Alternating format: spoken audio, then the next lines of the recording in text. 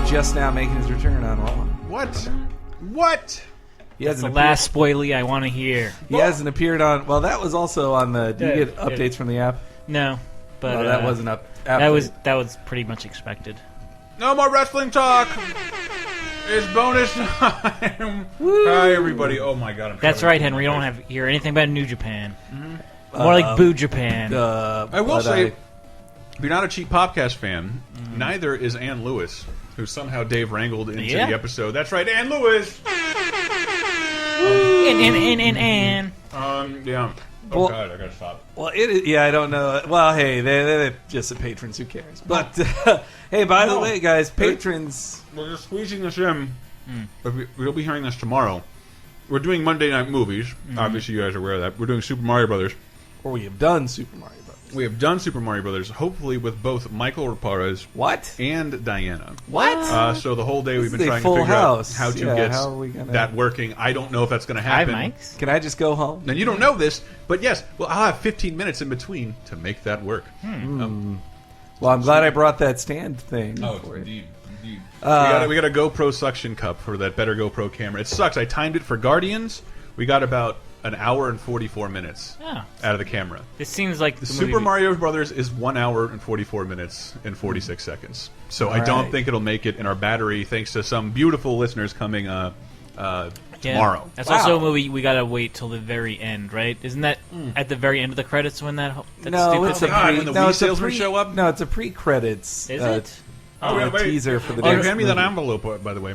Henry, you didn't see any packages downstairs, did you? That could be not for you. No. Ooh, none for you, dear. This came in for us from Silas. For you and I, Hank. I'll just throw it to you, though.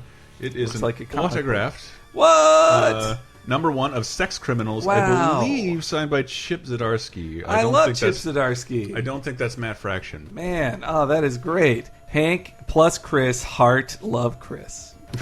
Or Chip. No, wait, Z Chip. Yeah. I hope so. That is so cool. Chip Zdarsky! Oh, man. See, I'm having problems loading up the rest of my soundboard. Hi, everybody. This is a freewheeling episode of Bonus Time. People, I'm always super concerned that people are going to hate this, but it's They've been enjoying it so kind of far, fun right? to do. And offers opportunities to talk about stuff we don't talk about in any other shows. This week's Laser Time is Fake Singers. Last week's was what? Oh my God! It was worst films by great directors. Oh, worst films by great directors. Yes, I meant to go through those comments. Which was a classic one. I can read. But before that, through the crown and some. Because I don't know where else we're going to talk about it. Because we might talk about it at VGA, so we won't talk about it in too big a length. What did we do this weekend? Yeah, we were at California Extreme.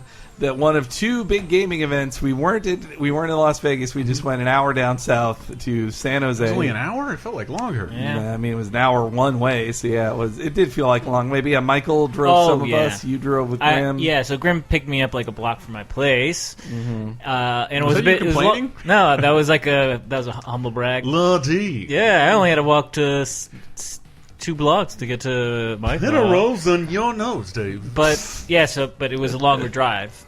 So shut up. And Grim drove with his top down, his without a shirt. With the top down. Did you take your hat off for that? Or? I didn't have my hat on. That's right. CAX. You didn't have your hat on yesterday. But I also didn't think to wear sunglasses. So you were just wearing your Perfect Strangers Larry haircut. Yeah, but enough of the drive there. It was the. But that led to my skin being like the most tanned and the most like damaged it's been in forever. Man, you really are Irish. The California Extreme, though, in case you don't know, is a big classic video game get together. I wouldn't even call it an expo or whatever. It's just all these people. You're right. It's not usual expos that we go to are like celebrations of new things and things that are coming out, and this is like they'll never be new of this stuff. We hate new things. Yeah, there's no new things allowed. Like seeing vendors like, here are some pinball lights. There's some guy still making pinball lights, and there's one place in the universe where they can show up and sell them. This one's lemon colored. Well, for men, mostly men of our persuasion, this is like rebuilding your classic Firebird or whatever. This is the same. Like, I got to get vintage parts for this machine. I can't just get any old plunger to stick in my pinball machine.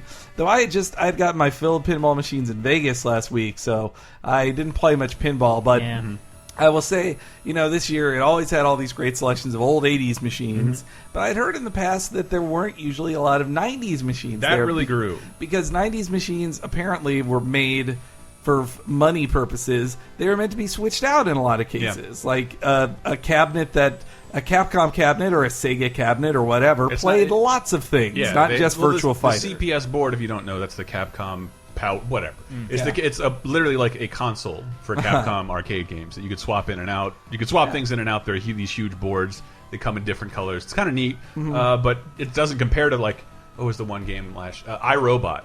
Like the all vector graphic thing. Like if you can fix that up, you're a genius. There's no template for it. Well, it's the only game like it. Tube TVs are disappearing. But the whole corner of the wall was like this time like a whole row of Bimani stuff. Yeah, that had not happened before. There was that Konami aisle, and there was on the corner there was X-Men and Simpsons, and one corner there was X-Men, Simpsons, and Captain America. And what was wrong no with Simpsons the arcade? Marge didn't work, right? Yep. I didn't play it. I would always see people just mosey on up to 3-player games and just get the death stare. Yeah.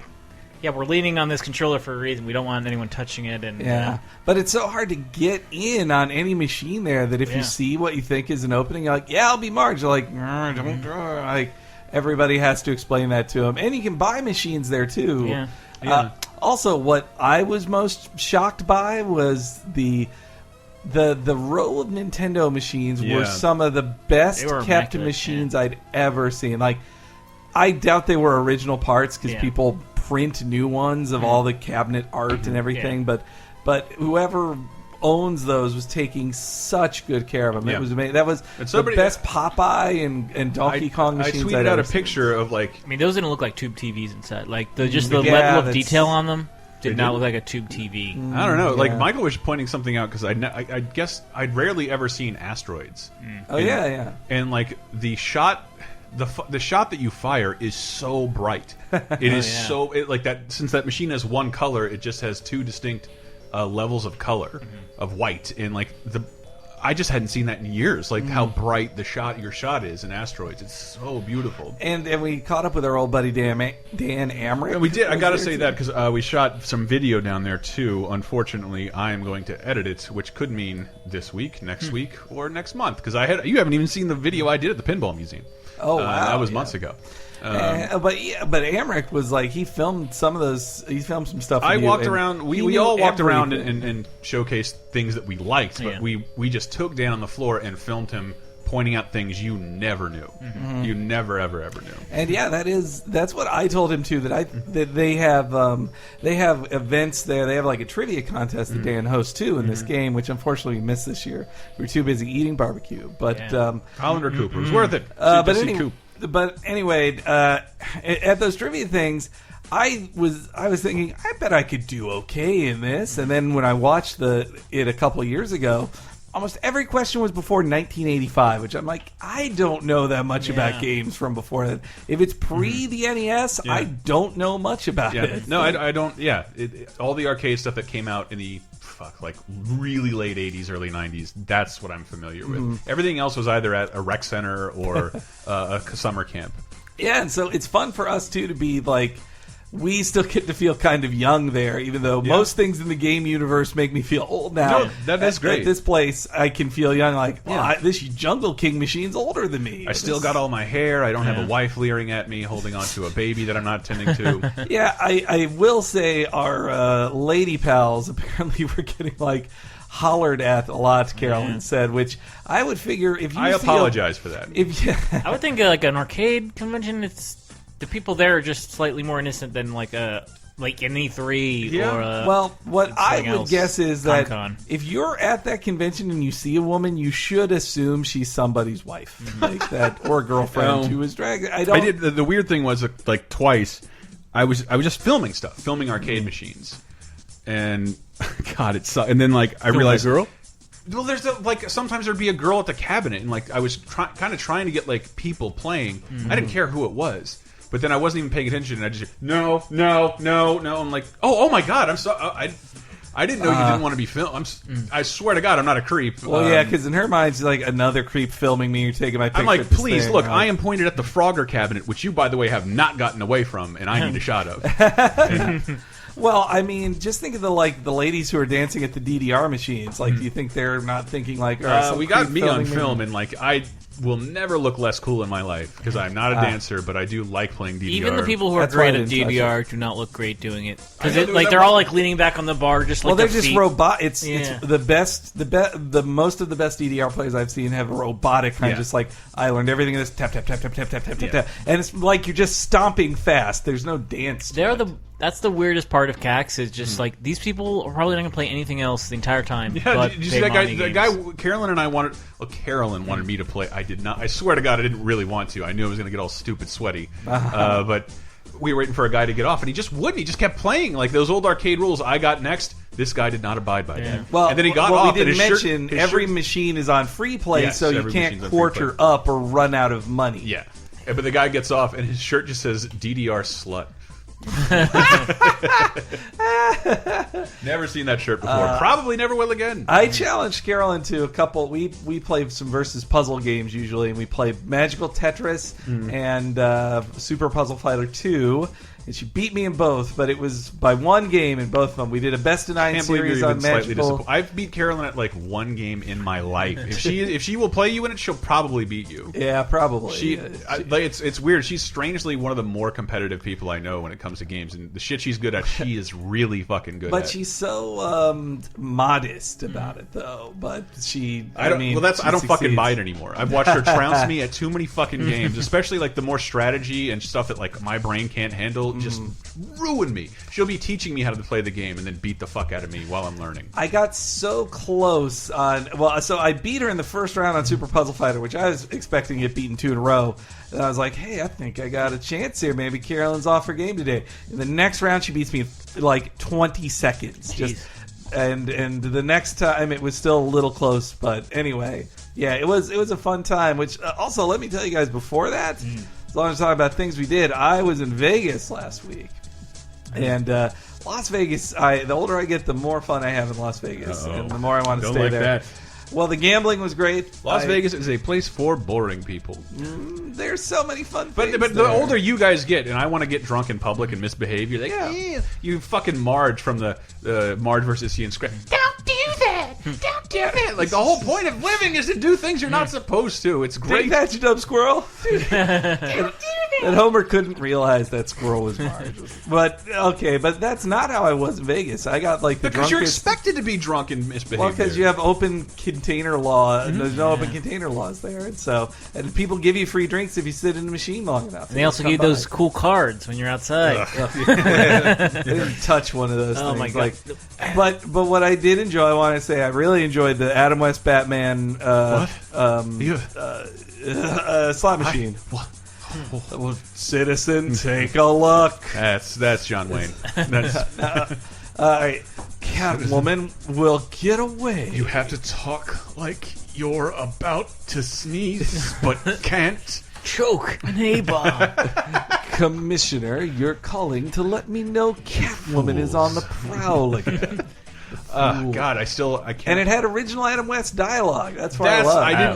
I didn't hear that when I saw it in Puerto Rico. That there's original Adam West dialogue. Yeah, because you can only make them say the things they say in the clips you authorized. But if you can pay Adam West to say new things, and most of you can. It's the same. It was the same on the Ghostbusters machine. Like Dan Aykroyd fucking talks on it, and that one made me feel sad. I was like, look, Adam West is not too good for us. Dan Aykroyd, you should be too good for this. Dude's given up on being and shit. I don't know. Yes, but he's making Skull vodka. Just to hear him, like when I was gambling. Fuck it. It sounds like one of those clapping monkeys. Yeah. Anyway, when I was betting, I did like a max bet once on the Ghostbuster machine. He says like, Betting the full amount. Why didn't I think of that? Brilliant. I quantify that this will increase your odds of winning. You maroon. Those are the worst things to play. I had my big wins on those machines, man. All right, just the sound stays. I even said that in the break for Laser Time this week. It is too fucking hot right now to be in this apartment doing this. I don't know how much of it factors in. We're on the 4th floor. These apartments are all like cut into 6ths to sell more of. They're not meant to breathe. There's no central air. Like closer to the sun. We're closer to the sun. The hot air is rising from all the other apartments, and we're sitting in a room with hot equipment. It is so fucking hot in here. So take off all your clothes. I woke up at 6 a.m. on top of my on top of my comforter, just sweating nude. It was it's been awful. Just to finish Vegas, you know where it was hot was Vegas, and but also while I was there, I took in a couple shows with my family, including the Blue Man Group, which was fun. You didn't see? Oh, Blue really? Man Group's fun. My friend who lived there said who has like an immunity to Vegas shit because he lives there. He's like, that's still the best show I've ever seen in my life. The Blue Man Group. I did like it. It was really fun. I don't understand how a percussion-based show with guys just staring can be the best show you've ever seen in your life. I want it all singing, all dancing, you know. And so that's what Zombie Burlesque was, which was weird to see with my parents, I must say. So what entails Zombie Burlesque? Well, I think you and I have had this conversation before, that burlesque is really where gay people snuck in shows and they pretended it wasn't gay because there'd be some topless women in it. And hey, boys, you like pussy? Get in here. That's basically what Zombie Burlesque was. So Zombie Burlesque was made in the style of cheesy 50s films. It was a production, a small stage production in the style of cheesy 50s films where zombies made a truce with people in 1950s America, and they would have their own. This is a whole play? It was set up like a play, It was a whole, and so this was the first ever production by zombies for a human audience, and it was their Zombie Burlesque, and so there's a MC who sings. It doesn't look like a floor songs. routine at the Special Olympics. It's no. It's pretty girls and guys in zombie makeup who then do burlesque acts that are zombie style. My favorite was a song number to the Bjork song. It's "Oh So Quiet." Of zombies coming out of the ground, and it's this girl singing, "Soon again, there's another big riot," and then out comes the zombie, and then she dances with him. But yeah, there were two. There was one girl who did a great moves on a pole, some good pole moves. Then another girl who did a dance called the Attack of the 50-Foot Zombie, which was really just an Attack of the 50-Foot Woman parody. Where she has like tattered white. She's in tattered white thing. Where she then strips off and she got fully nude though. You only saw her buns, but watch your mouth, Hank. Most of the rest were just top. Well, only 2 girls got topless of the 4 women in the production, and then there was also like a Magic Mike-ish type section where a hot straight dude who did his right dance. Soundtrack for this. Yeah. And then there was also the gay zombie who they had mildly homophobic jokes for him, but in the end they were very accepting of his gay zombiness. And so this sounds excruciating, and I'm glad we didn't go. You're like, I missed my friends when I was there, and like I would not have gone to that. Zombie Burlesque was fun. I think burlesque is one of those things, and I do not fault ladies for this. It's one of those things ladies think are sexy that men don't. Yep. And it wasn't there to titillate me. I will say the women looked very pretty, but I like that the women were and the men were sexy in creative ways. Not just here's my asshole. I don't mean to put it like a this shitty just 80s doesn't give song. me a boner, but it's like it's kitsch. I don't really appreciate the performance. It's not that a dance number won't like. There's too many layers to it, distancing yourself from the sexiness. No, it's not it's not the sexy factor at all. It's like I've seen dance numbers like in Broadway plays, like Jesus fucking Christ, that was amazing. Way to go, cats. But the dancing here is like it's like somebody drunk dancing usually. Not at this. They were good dancers. Or it's just like so vaudevillian with like this was extreme on one woman. Just dance. Like, this was extremely vaudevillian. I can see that in my neighborhood at any point. Some woman dancing the street by herself. It's usually very sad. No. Okay, here was one they did that was really good. It was to the song "I Put a Spell on You," where Hocus Pocus. Yeah, I put a spell on you 'cause you're mine.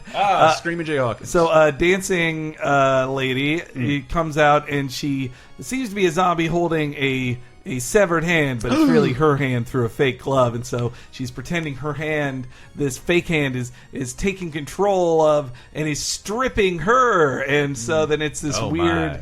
It was fun. Oh my! How were there any tassels? That seems to be. That was the thing. Yeah, they did have tassels on. I think. No nipples. No nips. The no boner. Nips. I'm sorry. Really? Yeah, no, I can't get hard. But what about that? I don't think I could get hard on just a naked woman alone. They put all that work it's into impossible. spinning those tassels. It's a skill. It's a skill. It is. That's pretty much it. Oh, and so many. I honestly, after the third buffet, I was like, I don't want buffets anymore. I don't. I'm dying for one. They're great. I've been mildly dieting just because I got so fucking fat. If not to more inside baseball, we've been living kind of like a startup, and I don't have much time to food shop, let alone make food, because we're always sitting in this house and like eating pizza. Yep. I need a sandwich and I have 10 minutes. That's what our life has been. So like I am fatter than I've ever been. All of my jeans rip whenever I bend down to get stuff. It's bad. It's really bad for me. So I'm all salads right now. Oh, all salads and Cheerios. Wow, I see those Trader Cheerios Joe's right over there. You should get the Trader Joe's Fiber O's. Those are my favorite. What do they? Will they make me poop? Yeah, that's the point. Yeah, you need that fiber. Fiber helps with weight loss too. But I really want you guys to see CAC. So hopefully we can get those videos up in a timely fashion because I'm excited. The longer, more inside baseball, the longer I don't really write a lot of stuff down, but I have an idea in my head of what I want to edit the video to look like. The longer we get till after I shoot, the more hazy that gets, which makes it harder for me to start things. And Jesus Christ, more inside baseball. Doing this many programs a week, like I basically have like at least 4 or 5 Audacity projects on my computer a week. I had to buy another hard. I had to find time to move everything. I have no space left at all to do anything. I can't believe how fast it's filled up. No, well, okay, that was another cool thing in CAX was that. Well, first off, we met Dan Amrick, who told us like we're giving him too much content that he honestly can't keep up with all our recordings. Yeah, he did say that. But also that we met like 3 laser listeners that aren't even like that active on the site. They're just like when we still were standing in line to buy our tickets, the guy in front of us was like, I recognize your voices. Are you the Laser Time No, he just guys? said his name is Greg, and he's like, "Are you guys part of like the podcast circuit?" And I'm like, "Yeah, I guess." I guess it's like Laser Time. Like, yeah, hi. And it happened every time we met somebody. Yeah. Hey, are you Chris? I'm like, yeah. What's up? And he's like, I'm Greg. I'm Andrew. I'm like, oh, what? Would I know you by any other name? He's like, no. What are you talking about? Like on Twitter or like? No, I don't comment. I don't talk to you. Bonafide Hitler dumpster. Hello, in the flesh. But when we're at PAX, it's like that. People are like, I'm this on the forum. Yeah, and I always want to know that. Like if I don't know what your name is. Some people I've been talking to for years. I love seeing those people in person. But none of these were these people. That was weird. That's never happened before. Yeah, and they're clearly not listening because they. I think at least one of them was on the Patreon. Yeah, yeah. Like, which, by the way, one of the 1,000. Yeah. Past the 1,000. That's crazy. Yeah. You know, thanks. We've said thank you on all these things. Let's just shut it down. Yeah. I can't. Live up to this. Well, let's wait till the 1st of next month. Why? What happens? Oh, the payments. Yes. I'm gonna kill my own creation. Watching BoJack Horseman, and like I relate to that stuff a lot more. I'm not a famous sitcom star, but it's like this is a lot of pressure, and I want to run away and hide for a little bit, and now I can't. Well, also the part that you're never really happy and that you're just running from yourself all the time. Whenever I'm like actually involving myself in whenever I'm on mic, I am more happy. I was explaining that to Cooper. Just whenever you're on mic, you mean on top of Michael Raparez? Yes. When I'm fucking Michael Jackson's corpse, which I did keep. Yes, but you said to Cooper I love podcast. Like I do love it, and like. I had never worked at a place that gave a fuck about a podcast because it couldn't be monetized into oblivion, man. And so I looked like the guy who was good at something that none of my employers cared about. And the situation has reversed. Your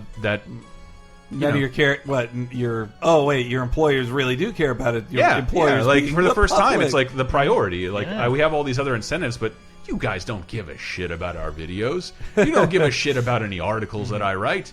I hope you guys read my top 7 things we'll miss about Iwata article. But I mean, I like doing that stuff, and I want to keep doing that stuff a little better. But like, I know they're just game streams, and I know that's not for everybody, but they're fun to do. I want to figure out more fun ways to do them. But last week, what did we do? We did a tribute to Iwata without Henry because he refused to. He thought Iwata has overrated. Overrated. All right, and has not made a significant contribution to gaming. That's what he said. Last week was the worst week for me to go on a vacation, but that's just how it turned out. That like I said the same thing the week before. Yeah, it was. So yeah, I missed being able to follow up on Comic-Con and Cape Crisis, which I'll talk more about on that episode. Talk more about Ant-Man on that as well. Yeah, we'll have Brett, I believe, on there to talk about Ant-Man. He says he'll do it. But also, Iwata's sudden passing, Satoru Iwata's sudden passing. Jesus. It happened right when I got on the plane for Las Vegas, and it just really did put me in kind of shock. Well, not shock because I tweeted quite a lot afterwards, but I wanted to say something about it. It happened to us like in the break of a podcast, and everybody's like, "It's awesome that a man people don't know that they love that much because everybody's response is like, no, yeah, no." Well, yeah. That can't be. I know it was for me the plug. I want to plug Retronauts because that was it happens live on their sucks, but like it was nice to see them do that. Like they kind of like, all right, change the course. It didn't happen. Yeah, not pretend it didn't happen. Just steer into like the sadness and acknowledge it from people who are probably the most sad about it. But good on you, Retronauts.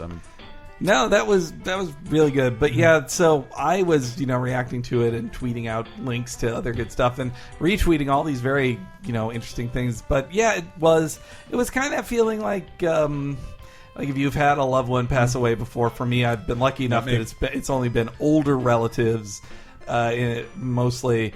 But it's when it's somebody who's like, no, they were getting better. Like that was the reaction I had with this because he was very sick last year, and he missed E3 and hadn't done an Iwata ass or a Nintendo Direct in some time. And then he returned, and he was definitely thinner, but he presented himself as, I have recovered from my bile duct growth, and I am better now. And so and we're going to resume things, and now things are normal again. And like less than a month before he passed away, he did like the investor meeting. He answered investor questions in a very public investor meeting. So So then to just get like a one-sentence press release from Nintendo on a Sunday. Yeah, it seemed like you've been when working. Monday started in Japan. And that's how I found out about it. I didn't find out through like a post on a website. It was that someone just put the PDF up. Yeah. Issuing change of personnel, I believe is what it said. Yeah, it was a business memo saying Mr. Satoru Iwata passed away. And so, yeah, I just kind of dealt with it. I scrapped the top 7 I was going to do that week and just wrote that up, which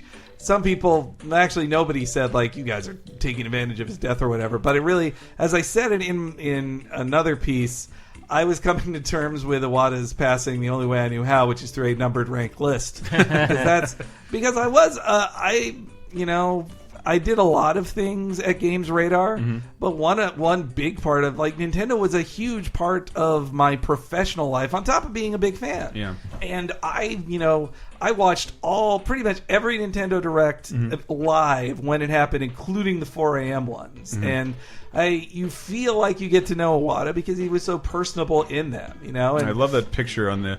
He speaks directly to you, and it's him directly. And they did him in English too, so it was this deeper connection. I wrote so many articles about him, and so it felt extra sad. I think again I was maybe 10 feet away from him once. That's the closest I ever was been to him, and I've never asked him a question on like Reggie or Shigeru. I need to check and see if anybody's mad at me for Video Apocalypse. I flew off. We had a very bad time. I flew off the handle because under the fake assumption that people were implicating me in the death of Iwata-san. And I'm like, you can't do that. And then Michael's like, I think you made Heidi uncomfortable with this. I'm like, look, I just didn't want to be involved in any conspiracies, all right? I think I have every right. So there were a couple top 7 comments that I wanted to point out here. First was from I'm Alive OMG. Said, thank you so much for not using Japanese honorifics in this article. If I hear one more person say Iwata-san this week, I'm going to jump out a window.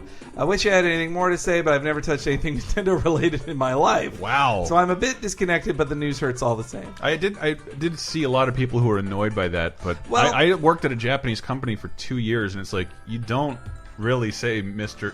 Well, you don't address them by their first name. That's why I wanted to bring this up. So I talked about this with Carolyn a little because she she of our friends group. Well, I guess Greg Moore knows the most Japanese, but of the X Games radar group, she knows the most Japanese, and she thought the honorifics thing wasn't wrong, and like. Technically, it isn't, and you would definitely say "san" to some people, or like, but it's definitely in some cases when people say Miyamoto-san, I've said "san" on these things too. Is that it comes off like a snob, or you're just like, I know this culture so well, I'm going to call them by the real thing. But I also but that's how they refer to themselves. That's how that's how Miyamoto would refer to Iwata as Iwata-san. It's better that than Shiggy. Did Iwata have one of those? No, I don't think he did. But, Satty. But so here's why I didn't do it with Iwata, because while you're right that Miyamoto would have called him Iwata-san, and they would do that in Japanese, in the official Nintendo localization of anything, and whenever I worked with Nintendo with Japanese people, it was always, you're talking to Mr. Miyamoto. Mr. Miyamoto will be here, Mr. Iwata will be here, Mr. Tezuka, whatever. I see. And so Nintendo's accepted thing, and in all of Nintendo's English stuff, they used Mr. Iwata, not Iwata-san. My first week at Capcom, it was sort of like, man, a lot of people have "san" in their last name, and before I was like, oh, okay, I get it. Of course, I knew, which is like, but like there was no irony or like it wasn't anybody being hoity-toity. That's just what you did when you worked with Japanese people every day. Well, and I didn't mention it in the article, but there are several Nintendo employees I follow on Twitter, Nintendo of America employees I follow on Twitter, who, they were definitely struck by this, and they shared these really interesting personal things about meeting him, and one of the funniest ones was that he said, this unnamed Nintendo employee said that he had slept at work because he had a very late night localizing something. He was in dingy ass clothes, and here he sees a bunch of the Japanese executives who are in NOA on a trip walk by him, and they're all ashamed for how disheveled he looked because they're all in these fancy outfits.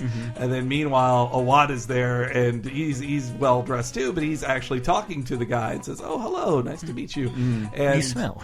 And he was just nice, while the other executives wanted to ignore this dirty American. Then he says, cut to the next time he knows Iwata's coming to town, he super dresses up because he doesn't want to look like a schlub for Iwata again. Then he passes by Iwata, and Iwata is super dressed down and in sneakers and stuff because it's not an official trip or something. Let me read a couple more here. Sure. Lewis says, Nintendo has helped me through a time in my life of loneliness and depression, and Mr. Iwata was Nintendo personified. When I heard Mr. Iwata passed away, I didn't understand why it hurt so much and why I was crying. This list helped me understand it a little bit more. Thank you, Mr. Iwata, and thank you, Henry, for putting this tribute together. And lastly, celebrating Dirt wrote, mission accomplished. You reawoke the sleeping Nintendo fanboy inside me, as well as gave me a new appreciation for this man's genius. Wow. So that is one positive thing of it, is that it let people look at his whole legacy and say, he did all these incredible things before he even got his Nintendo presidency in 2002. Yeah, and I think I just every time on Cape Crisis when I give props to Joe Quesada, it's like he's in charge, but he can do everything. Yeah, that you do in that company, and that doesn't happen a lot. Yeah, Iwata learned to do most everything in the company before then being put in charge. He understands, maybe outside of the guy doing the mail, he knows what everybody in the company is kind of doing. It does seem backwards to have a CEO who doesn't know how to do everything. It absolutely seems fucking backwards. And yet that is the normal CEO we're used to. We're just used to somebody who wanted to be an executive who hungered for power. Has a business major or an MBA in business, and he stays for 5 years, leaves it in worse shape. My friend got a degree in business. I'm like, well, what is anybody in college for other than business? This is not an adult education class in pottery. Everybody is here to make money somehow as a business. What does a business major do? Anyway, sorry, I didn't have time to collect Laser Time responses, and I really wanted to because we had a bunch I had several pulled up, but if you were looking at the list too. Well, one who is I lost it already. George Taylor G says, Team Diana, I love it whenever she's on it. It is a big Diana wank fest. Everybody loves Diana, and everybody agrees with Diana. Nobody agrees with old Christopher about Death Proof is a good movie, which it's actually hard to get Death Proof in its original theatrical form. I think Grindhouse is finally available on Blu-ray. I have versions of both. I have both versions. I think I do not like the standalone version at all. Well, because the scenes he cut are actually like bad, or not bad, but worse. Well, like, it's so to me like it's so boring. I'm like, to me it was really streamlined. There was a huge building of like a wonderful building of tension for about 20 minutes, and then Kurt Russell, to get the benefits, you really got to be sitting in my seat. The guy who's been charming you for the last 20 minutes is now a murderer. Yeah, charming you and eating nachos. Yes, I love that transition. But most everybody disagreed with me. And Raccoon Hale, though, I got to give him some props because he said, forgot the Terminal was a Spielberg movie. That's definitely his worst. Yeah. But I would argue that War of the Worlds is damn close. And I think you might be right because I really dislike War of the Worlds. I bet Amistad is way worse than War of the Worlds. No, Amistad's just like hoity-toity. Yeah, like, you're making a huge point, and like everything's shot beautifully. And there's beautiful music. It's also such a it's actually similar to Lincoln in the way that it's like I call it the Mr. Shost song. A white man set them free. Like, those classic stories of making the story of slavery about a white person. But Raccoon also agreed with me, which nobody else did on the show immediately. But Scorsese. Did you hear what I said? Yeah, you said Gangs of New York. Fuck Gangs of New York. Like, I really wanted to enjoy that movie. I was there opening night, which might have been the first Scorsese movie I went to opening night because I wasn't really old enough before that, and then he had that deviation of Dangerous Liaisons and Koon Dune that I wasn't going to watch The Last Waltz Thursday. But Raccoon Hale says also I 100%. This is like the only person I've seen so far agree with me over Diana.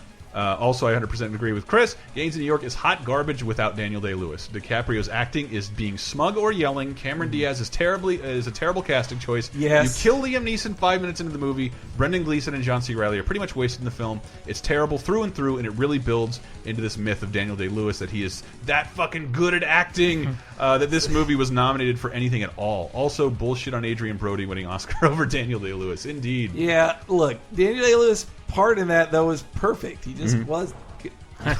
Was that you? Well, that was awesome. But anyway, construction. But also, Andrew said Diana is the Laser Time grandmother. She has such old taste, gets loud and confused easily. When she was talking about being lost while watching Guardians of the Galaxy, it made me imagine her saying, "Wait, what? Who is the bad guy?" And Michael tapping her on the shoulder and explaining things she misses in movies.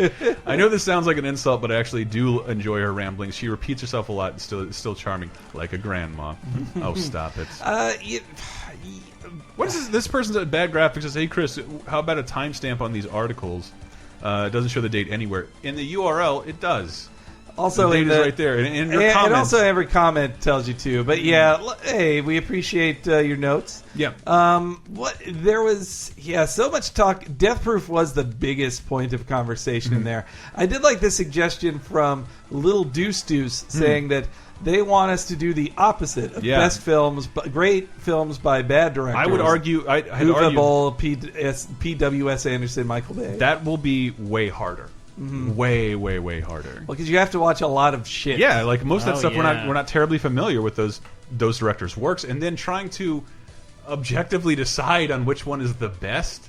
And like Paul W.S. Anderson, director of Soldier, the Three Musketeers movie where Mila Jovovich is sliding on her knees through someone throwing axes. Yeah. Like how can that be better or worse than anything else? Yeah, it's kind of hard to measure there. Also, they asked why we didn't do Paul Verhoeven, but there were a lot of people saying you should have done this director. The idea is but I'd like to do it again with more of your feedback. And I want to be on that one. I gotta say, I should have replaced Dave in that because I'm better than Dave at this and have seen more movies. Yeah, it's true. No, I kid, Dave. I kid. You were great. You're great. No, Humphrey. We should have talked Verhoeven for sure.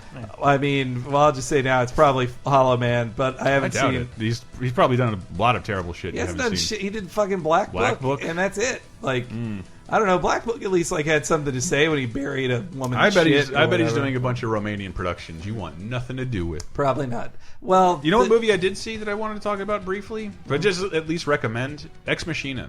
I watched this weekend. Yeah, I mean we'll talk about Ant-Man on Cape Crisis, but Ex Machina is a fucking straight up loving spoonful of sci-fi. Just beautiful. Like I can't believe it. It's one of the things I can't really believe made it to theaters. It's got 3 people in it. It's great. Well, it was made for a cheap $36 million. Yeah. So Jesus Christ. Yeah. But also, I finally saw Inside Out, which was incredible. I did cry.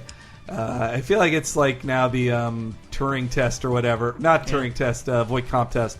Turing test is a huge part of Ex Machina. Really? Yes.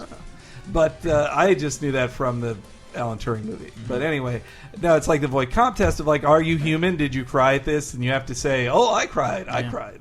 No, Inside Out totally made me cry too.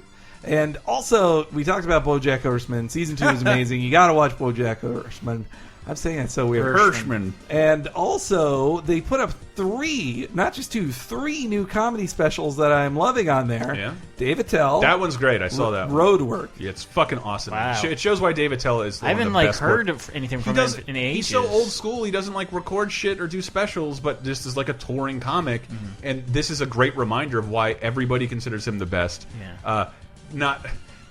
We've done a little stand up here and there, but like why he's also the most imitated. Yeah. In like amateur stand up. He's so easy to imitate. Why. Well, everybody, yeah, that's what they say in stand up of like when you're starting to find your voice, you speak in somebody else's voice. I think when we were doing stand up, I was more doing Patton Oswalt, I think. But old, like 90s Patton Oswalt. Who was I doing then? I'd say Stanhope. I'd say Stanhope.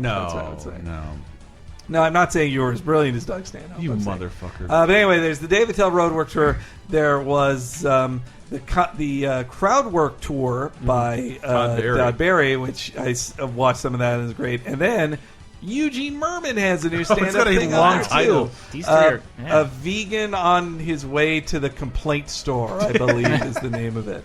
And so I'm liking that they're really getting in there. Like Netflix realized if they want to copy HBO, it's not just having fancy upscale programming; it's also getting uncensored comedian hours. It's just that they think their audience is mature enough to appreciate that. Yeah, like I really love what all the stuff because I'm looking at BoJack Horseman. I'm like, this is the perfect example of a show we'd be talking about. God, I wish that didn't get canceled. Or I noticed this only after it got canceled. And it is flying on Netflix. They're treating it like one of its flagship shows. It would not exist on television. Yeah. Because it went from being this wacky Adult Swim, like anything can happen and some people are animals, to like, what did you call a meditation and depression? Yeah, or just like, and regret and loss and all these things. There's some like legit sad moments that, like, if we're done on film, would be iconic moments you'd remember forever and like people would continue to talk about. Yeah. That's high praise for BoJack Horseman, but I guess I mean it. It seems so. Yeah, it seems silly on the outside, like here's Will Arnett being a goofy Bob Saget guy or whatever, but it's not what the show's about. Also, I think Paul F. Tompkins is incredible on it. I've really come to like the Mr. Peanut Butter character. He's great. Always positive. You're supposed to hate Mr. Peanut Butter at first. You're like, look at this clown, and he's always acting. You're like, no, he's not acting. He's positive to BoJack's negative. Yeah. Like that's what he is. Got a buzz people in. Well, Dave, I have more comments. Dave, do you have some comments? Yep. So the cheap Popcast commentary, Triple H versus HBK SummerSlam. It's actually good that Chris left because he had no part in this. He would have had nothing to say on this. Retmandu mentions just watching this reminds me how much I miss blood in matches. Damn you, PG era. And then Red Band Peg says, seeing this match again reminds me of how weird it was to see Shawn Michaels back as a babyface and a man of faith. As a Bret Hart guy, I hated Shawn. Specifically, 1997 Shawn Michaels. That is funny to go back and watch 2002 Shawn Michaels because we live in, like, now it's been years since their reconciliation, but back then it was like the question was, can I forgive Shawn Michaels for what he did type thing. So, yeah. And so the big article that I did last week was ranking every character from the Major League movies. Every person on the Indians who had like dialogue, basically. And I have to say, I read it. It was a very it was a sports focused thing of like, this guy had this many RBIs, or this guy couldn't throw the ball. This is a catcher with bad knees. Like, yeah. Yeah. So I made my rankings. Basically, there were 9 players. The one in last place was the catcher from the first one, Tom Berenger's character. Yeah. And the person who was ranked number 1 was the Asian stereotype from the second movie, because he had the most hustle. He would run into the wall to get the ball, but sometimes he would catch it. So I'm like, that guy is hustle, dedication, doesn't seem to strike out at all. And he was a locker room leader with his no marbles speech. Yes, and and you're right, the Pagano or the voodoo guy, he lost his mojo twice, you know, and that just because he hit a freaking bird with a ball or whatever, and meanwhile the jerk on the, I also like that you rank the jerk on the team really high too. I wanted to put him first. Actually, we don't have a lot of time, but a special guest just walked in. I want to hear from her. Hello. Hi, Diane. This is the portion where we're reading back some of our feedback from the Everybody episode. loves you. The feedback from the worst films by great directors. Most of the comments involve, I agree with Diana. Team Diana. Team Diana. Yeah, that's right, bitches. What? I was correct about Gangs of New York. Death Proof is awesome. Nope. God damn it. Death Proof is 40% awesome. I'd say 70. What I would cut out of Death Proof is Eli Roth. That's what I'd cut out of Death Proof.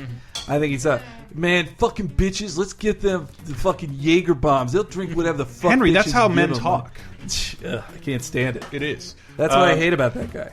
But we do have to wrap this up. But wait, do we have any more comments? Wait, what the hell show am I on? Bonus time. You're on bonus time. Hi, everybody. I know it's hard to keep track of what show this is all the time, but I never know what I'm walking into around here. Well, I have a couple. It sounded like you're talking about sports. I'm like, wait, is that wrestling? No, there's no ball in wrestling. Well, Diana Goodman, everybody. What? Okay, but you see the Major League films. Yeah. Okay, well, Dave, what were those comments? I haven't seen the third one. Yeah. Oh, but I saw the third one. Back I've to the seen it minors. once, but one thing I did realize in watching all these movies to do the feature, I've seen Major League One every baseball season. I watch at the beginning of the year just so I'll get my hopes up. That's That's Never one works. of those that used to run on TV a lot more. Oh yeah, that too. But then I watched Major League 2 because I wanted to I wanted to know those characters better. And that movie is almost as bad as Major League 3. Oh yeah, it's it's way worse than I thought it was. And but anyway, so the comments at the bottom, there's a really great comment by Badger Noonan who basically did his own rankings and was very thorough. And he has a fantasy baseball background, so he used terminology that I don't even know. Like this one player adds 8 wins per season as per the average of. I'm like, oh wow, oh god, this guy really did his research. I just said well, the guy who can't throw to the pitcher because he can't concentrate. He's that's the the belly itcher. Yeah, I'm like, that seems like it would be very. That would be a very bad thing. The voodoo guy who can't hit a curve, that's also bad. Yeah. But that voodoo guy became president of the United States. Yeah. I was shocked that was him. David pointed that out to me yesterday. Did not even notice. Now he sells us insurance. It's almost like Hazard is an amazing actor. Whoa. He wait, I wanted to I'm going to save the comic book Cape Crisis comments for that episode. Yeah. But there were a lot of really good comments on the Ant-Man Easter egg thing I posted. Yeah. But was that Diana's find? Yes, but I don't want to spoil it for people who haven't seen the film yet. But yeah, credit goes to Diana for that if you've read it. Yeah, but credit goes back to you guys because I wouldn't have known about that Easter egg unless I'd without listening to Cape Crisis episode about Saturday Night Live. There we go. That's good enough. So that's good enough. But it was a joint effort. And there's lots of good comments on that. But check that out if you've because I read some. I'm not going to name names, but there were some shitty ass Easter egg Ant-Man stories. If you search Ant-Man Easter eggs. They don't even talk about several of them, but especially the one that I was like, well, if nobody's talking about this, then this is totally Cape Crisis and Laser Time's bag, baby. This morning, a bunch of other comic websites finally picked up on it. They finally got it. Probably because they saw it on our Facebook story, man. Yeah, man. We're industry leaders. Yeah, exactly. But, I mean, that's an actual Easter egg, what we pointed out, not... Hydra is mentioned. Fucking Hydra's mentioned. Duh. It's a plot point. I thought someone had mentioned, I don't know if this is making fun of those articles, but Cassie Lang is Scott Lang's daughter. Yes. That's a vital plot point established in the film. You don't have to blink and you'll miss it. No, that's huge. The Avengers building used to be the Stark building. Yes. Tony Stark. That's almost an Easter egg, except that it is established very clearly in the film. As is...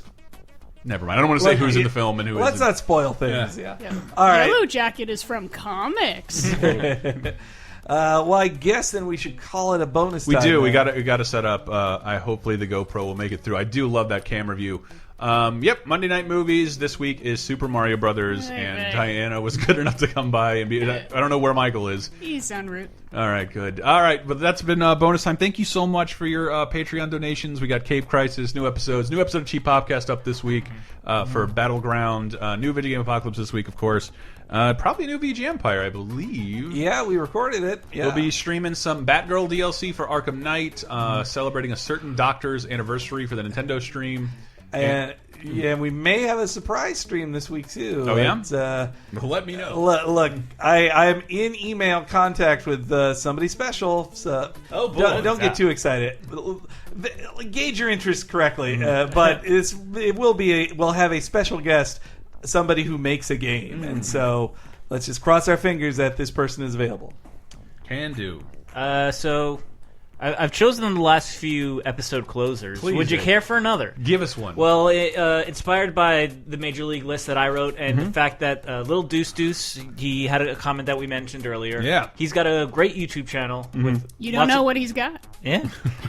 I got it. So like he's got a song. He's got a Mighty Ducks rap that I really like. I love that song. I actually bought it on iTunes, so that makes it legally in the clear, right?